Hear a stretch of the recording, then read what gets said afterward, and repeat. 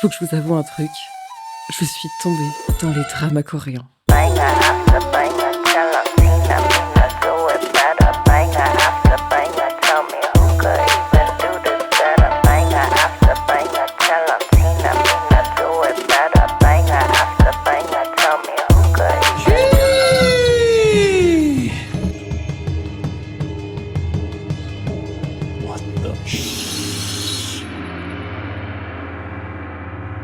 Bon alors les dramas coréens c'est immensément vaste, il y a de tout, que ce soit des thrillers, des comédies, des dramas historiques et évidemment des romances parce que c'est quand même très présent, on va pas se le cacher. Et parmi tout ça, il y en a énormément qui m'ont plu. J'ai trouvé qu'il y en avait certaines qui étaient vraiment très douces et très agréables à regarder et j'ai tellement aimé découvrir ces séries, ces acteurs et actrices, mais surtout par extension cette culture, que je me suis passionnée pour la Corée. J'ai emprunté des livres pour mieux connaître son histoire, tester des recettes, découvert sa production musicale. Alors pas que la K-pop, hein, parce que je trouve qu'il y a quand même pas mal d'artistes qui font saigner les oreilles, mais il y a des trucs quand même sympas. Et j'ai découvert d'autres styles musicaux et des artistes vraiment chouettes. Bref, je ne sais pas si vous avez vous aussi des périodes comme ça, mais je trouve ça tellement enthousiasmant et enrichissant d'essayer de découvrir tous les aspects d'une culture et de s'y immerger, que je me rends compte à quel point j'aimerais découvrir ça pour chaque pays. Mais bon, la vie est courte. Avec tout ça, évidemment, j'ai aussi eu envie de m'intéresser à la littérature coréenne et j'ai fait de belles découvertes, dont une dont je parle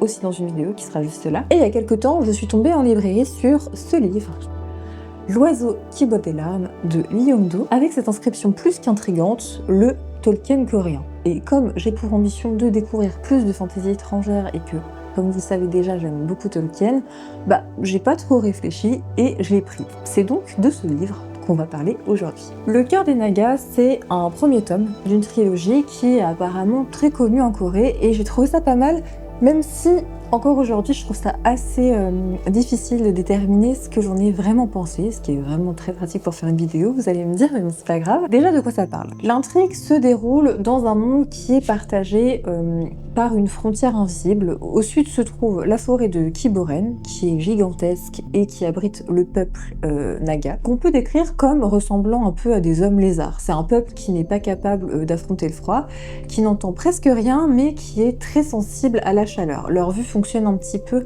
comme une caméra thermique à la manière des serpents. Les Nagas ont un rituel particulier qui consiste à ce qu'on leur arrache le cœur et de cette manière ils deviennent presque immortels puisque leurs membres peuvent repousser. On dirait vraiment des hommes lézards. C'est un peuple qui s'est énormément étendu mais qui est bloqué au sud de la frontière à cause du froid. Et au nord de cette ligne, on va retrouver trois autres peuples. Alors les hommes évidemment qui depuis des centaines d'années cherchent leur nouveau roi. Ensuite on a les Rekon qui ressemblent un peu à des hommes coqs géants avec une grande force et un cri très puissant. Et puis les Tokebi qui eux sont un peu des sorciers je dirais. Ils savent créer un feu qui peut prendre n'importe quelle forme et couleur et ils ont la particularité de dissocier leur corps de leur âme. S'ils meurent par exemple, leur esprit survit et peut être hébergé par un autre Tokebi qui aura alors plusieurs âmes. Bref, chaque peuple a des caractéristiques très particulières, et dans ce premier tome, on va suivre trois individus issus de chacun de ces peuples qui sont appelés à escorter un naga vers un temple important. Alors, difficile d'en dire plus parce que le contexte de cette quête est assez mystérieux et j'ai pas envie de trop en dire non plus. Le problème qui se pose, c'est que le naga en question devait avoir subi le rituel qui l'aurait rendu quasi invincible, mais suite à un drame, c'est un autre naga qui va prendre sa place malgré lui. Sauf que lui il a toujours son cœur, ce qui va compliquer quelque peu la mission. Alors, qu'est-ce que j'en ai pensé? La principale difficulté que j'ai eue avec cette lecture au début, c'est que je ne connais pas du tout la mythologie coréenne et que donc j'avais un mal fou à me représenter les personnages. En même temps, je trouve que c'est paradoxalement aussi un aspect très positif de ce livre parce que personnellement, j'ai toujours été passionnée par la mythologie depuis toute petite et que donc découvrir celle de Corée et aussi son folklore, ça m'a beaucoup enthousiasmée et ça m'a donné envie de creuser un peu. Même si j'ai l'impression que l'auteur s'est inspiré de folklore assez différents. Si on prend les Rekon par exemple, ils peuvent un peu faire penser aux Tengu japonais qui sont parfois représentés comme des hommes-oiseaux. Je trouve que ça y ressemble assez. Et j'ai lu que le terme naga, qui signifie serpent, était plutôt lié à la culture et au folklore hindou. tout. Donc je pense que l'auteur a dû s'inspirer de différentes histoires et légendes, et c'est ce qui rend aussi son récit intriguant, parce que les personnages qu'on suit sont vraiment très originaux. Au-delà du folklore et des personnages, ce que j'ai vraiment aimé, tout autant que ce qui m'a assez perturbée, parce que je m'y attendais pas, c'est l'humour et le second degré, qui sont vraiment pratiquement partout en fait. C'est ce qui m'a aussi fait penser pas mal à certains dramas coréens que j'ai pu voir ces dernières années, où l'humour est quand même assez particulier. Ça peut parfois être très loufoque et très exubérant. Et là on est là-dedans. On a souvent des situations graves et inquiétantes, et d'un coup on va avoir un dialogue hyper léger et drôle, ce qui crée un décalage qui est assez fort et qui surprend, mais qui marche bien. Et cet humour absurde, on le retrouve aussi dans les personnages eux-mêmes, parce qu'ils sont quand même assez atypiques. Par exemple, le Raycon, qui est censé être un coq guerrier géant avec une force herculéenne, en fait, il a la phobie de l'eau, et donc il fuit dès qu'il voit 3 gouttes. On a aussi le personnage du sorcier qui manie le feu et qui a des pouvoirs très puissants, et pourtant, il a la phobie du sang et se cache les yeux quand il y a un combat, alors que ses camarades auraient bien besoin de lui. Donc, il y a plein de scènes comme ça qui n'ont pas vraiment de sens, et cet humour m'a un peu surprise, mais agréablement. J'ai trouvé ça plutôt rafraîchissant, parce que on sort de l'aspect assez sérieux qu'on retrouve souvent en fantasy quand même. Donc ça, c'était le positif que j'ai trouvé, mais au-delà de ça, la grande question que je me suis posée, évidemment, c'est est-ce que ça ressemble à du Tolkien? Parce que c'est quand même comme ça qu'on nous vend. Alors, non. Clairement non. Alors oui, évidemment, pour le genre, on est clairement dans de la high fantasy. On suit une petite troupe de personnages qui doit mener à bien une quête dans un univers qui semble assez vaste. L'auteur reprend vraiment les codes du genre, mais ça s'arrête là. Le personnage de Keigan Draka, donc l'humain, qui est clairement le meilleur du groupe, m'a fait penser un petit peu à Aragorn, mais un Aragorn sombre. En fait, c'est l'éclaireur et le pilier du groupe, la figure rassurante et sage qui a l'air d'avoir un passé assez mystérieux et qui sait toujours comment réagir. C'est un grand combattant, mais il chasse des coupes et mange des nagas. Donc c'est un peu le Dark Aragorn de l'histoire. Il fait clairement moins rêver.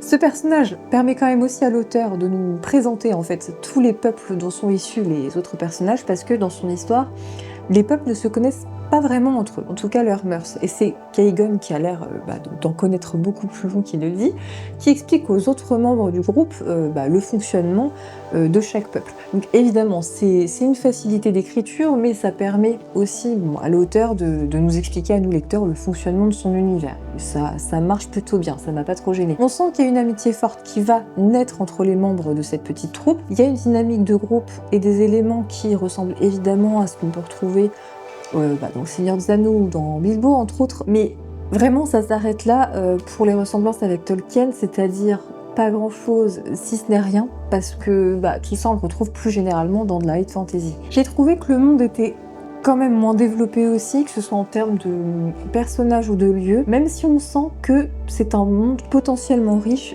qui commence à nous être décrit. Pour le moment, on n'a pas encore assez d'éléments, mais je pense que ça va venir avec la suite. En tout cas, il y a un gros potentiel. J'ai trouvé qu'il y avait beaucoup de belles idées aussi. On a par exemple des poissons volants géants qui portent des ruines sur leur dos, des dragons qui sont un petit peu un mélange entre un animal et un végétal, parce qu'ils naissent en fait sous forme de fleurs dragons.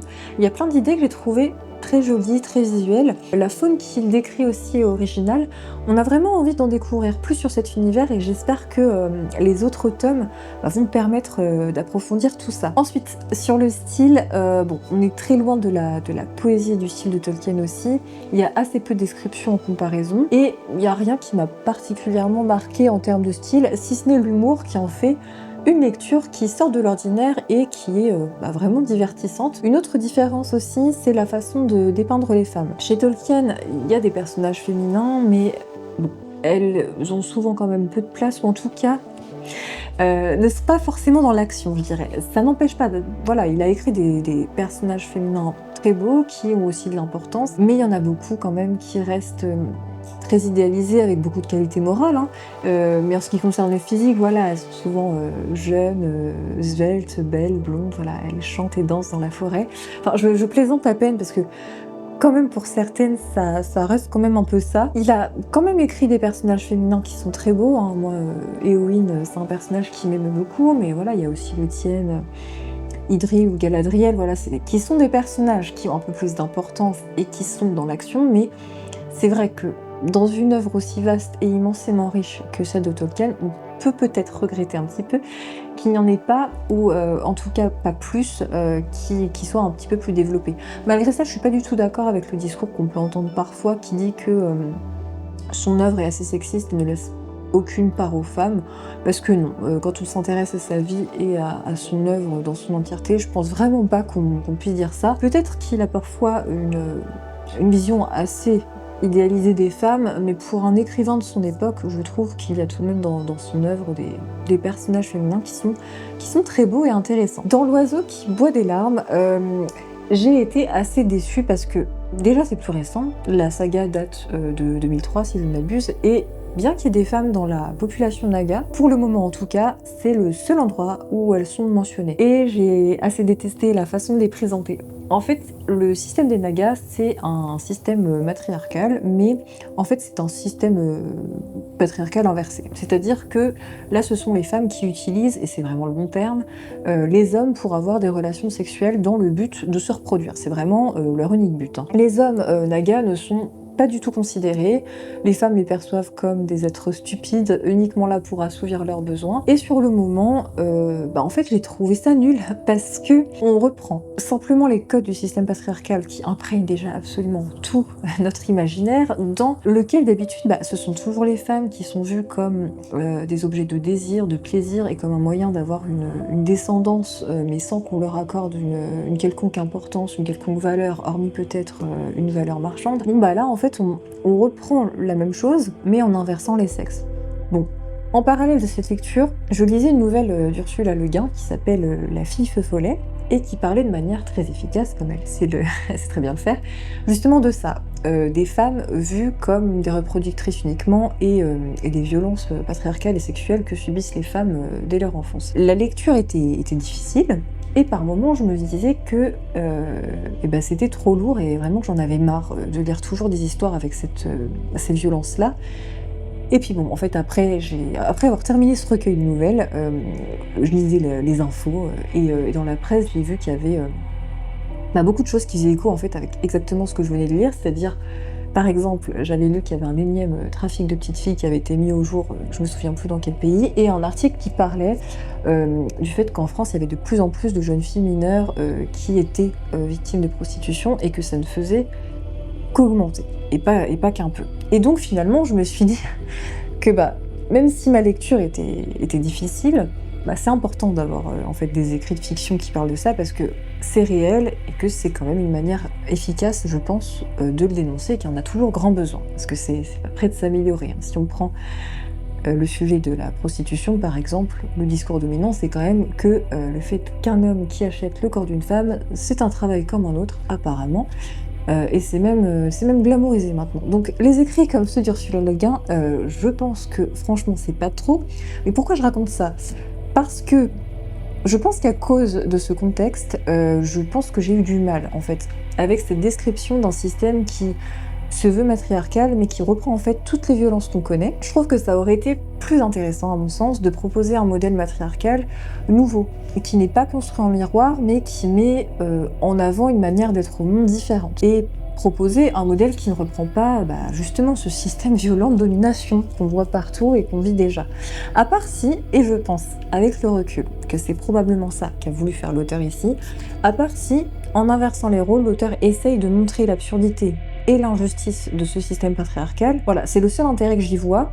Je dis que je pense que c'est ce qu'a voulu l'auteur parce que le livre dénonce de plein de manières, et souvent justement par l'humour, les abus de pouvoir. Il y a beaucoup d'abus de pouvoir différents qui sont décriés. Surtout qu'en plus, les femmes nagas pensent avoir le pouvoir alors que, sans trop dévoiler l'histoire, elles ne l'ont pas du tout. Donc je pense que c'est ce qu'a voulu dénoncer l'auteur ici. La seule personnage féminine qui m'a plu, c'est le personnage de Samopei, qui est en fait la sœur du naga qui doit être escortée. Elle a l'air plus complexe et c'est d'ailleurs l'une des seules femmes qui ne s'intéresse pas à la maternité. Donc j'attends de voir comment va évoluer son personnage. Donc non, ce n'est pas du Tolkien et je trouve ça dommage en fait de le dépeindre comme ça parce que bien que Lee Young-do n'ait pas du tout le même style poétique. Il a un style bien à lui, qui est atypique, l'univers qu'il propose est quand même très original, donc je trouve ça assez réducteur finalement d'estampiller son œuvre comme ça, réducteur dans les deux sens d'ailleurs. Pour le moment en tout cas, en ce qui me concerne, j'ai envie d'en apprendre plus sur ce monde parce que on comprend qu'il y a une histoire plus grande qui se joue et j'ai envie de savoir ce qui va arriver à cette petite troupe à laquelle on s'attache, mine de rien. Mais je suis aussi perplexe. Vraiment, je n'arrive pas à savoir si